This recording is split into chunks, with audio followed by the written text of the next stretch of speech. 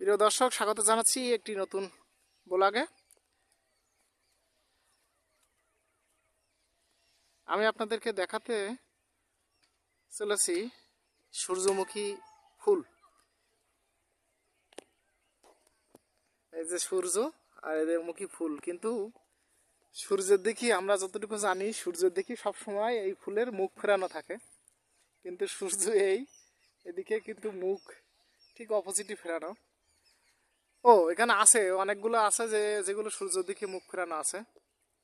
এই যে সূর্যের দিকে মুখ ফেরানো, হয়তো এই জন্যই সূর্যমুখী ফুল বলে।